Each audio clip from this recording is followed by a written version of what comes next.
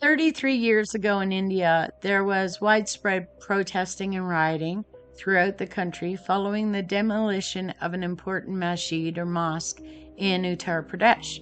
The tensions would continue even though the December and January riots had simmered down. On March the 12th, 1993, a series of 12 bombs would go off in Mumbai, beginning in the early afternoon. The first went off at the Bombay Stock Exchange at 1:30 p.m. 50 were killed and the building suffered severe damage. Half an hour later, another bomb went off in front of a branch of the corporation bank.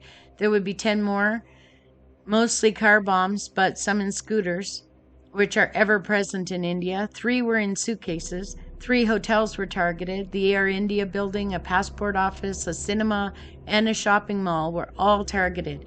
And most devastating of all, given how packed with people they are, 2 different bazaars. Grenades were also thrown at the airport and in a colony, which is a residential neighborhood. For nasty political reasons, the chief minister of the state of Maharashtra, which is the state that Mumbai is in, said that there were 13 bombs and led people to believe it was the Tamil Tigers who were responsible for the attacks, even though he knew it was actually a criminal gang. Officially, 257 were killed and 1,400 injured, but official numbers in India are questionable at best, where underreporting by government is just rampant. The criminal group responsible was D Company, that's what they called themselves, and they were the most powerful of the criminal gangs operating in Mumbai at the time.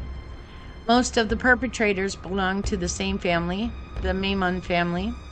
Yaqub Memon was convicted of arranging and financing terroristic training and buying the vehicles used in the bombing. He was sentenced to death and executed in 2015. 2 of his brothers, Isa and Yusuf, were charged with using their residences to store arms and explosives and holding the planning meetings. They were both sentenced to life, and Yusuf died in 2020. Rubina, who's a sister-in-law, was sentenced to life for allowing others to use her vehicle to deliver explosives. Another brother, Suleiman, the mother Hanifa, and Yaqub's wife Raheen were all acquitted.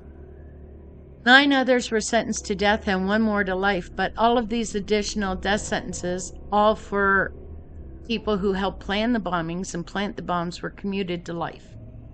The hand grenade throwing group, 5 of them, were sentenced to death and commuted to life or to life sentences. There were a whole lot of other conspirators as well. 2 who organized arms shipments. There were 5 customs officials who let the explosives through. 2 cops accepted bribes to allow all this to happen. And 8 others who had smaller roles, including transporting the explosives and destroying evidence.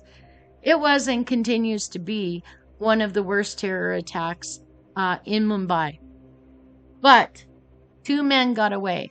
The leader of the gang, Dawood Ibrahim, and his right-hand man, another Memon brother, popularly known as Tiger. Tiger's real name is Ibrahim Mushtaq Abdul Razak Memon. They've both been on the run for 32 years now. Tiger would be about 65 years old and Ibrahim would be about 71. U.S. intelligence officials believe that Tiger is somewhere in Pakistan, likely in Karachi. There is a $25 million reward for Ibrahim, who was last thought to also be living in Karachi, Pakistan. Thanks for listening. If you're enjoying these videos and you want to see more, please click the subscribe button and hit those notifications so that you don't miss any uploads. We appreciate you. Thanks.